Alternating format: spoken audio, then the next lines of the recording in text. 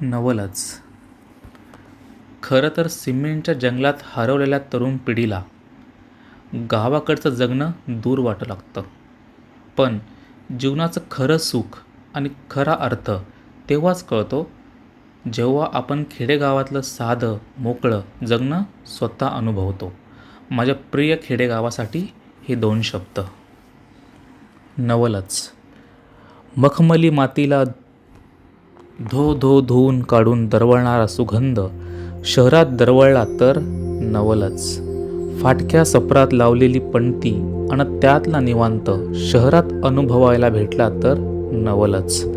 Sir sir आंब्याच्या झाडावर चढून गदागदा फांद्या हलवून लागलेले पाड शहरात चाखायला भेटले तर नवलच.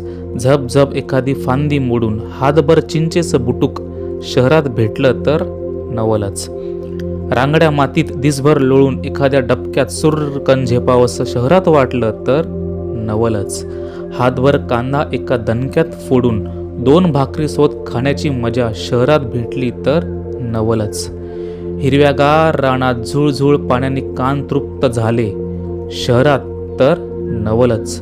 कपभर चहा बशीत उतू जास्तवर शहरात प्यायला मिळाला तर नवलच.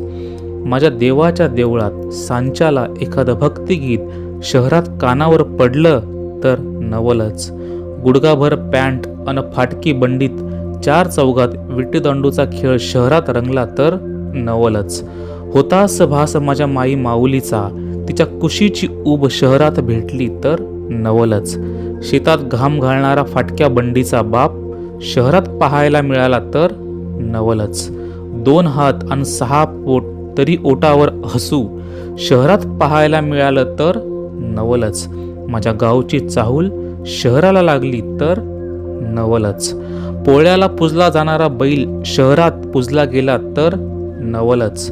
गाईला दुसण्या मारून लोळणारं वासरू शहरात पाहायला मिळालं तर नवलच. ब्या ब्या करीत इकडून तिकडं टुनुक टुनुक उड्या मारणारं करडू शहरात पाहायला मिळालं तर नवलच.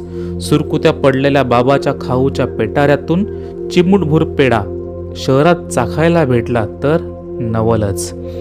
इमारतीच्या टेरेसवरून डोंगराच्या कुशीत लोळणारं माझं खेडेगाव मला दिसलंच तर नवलच.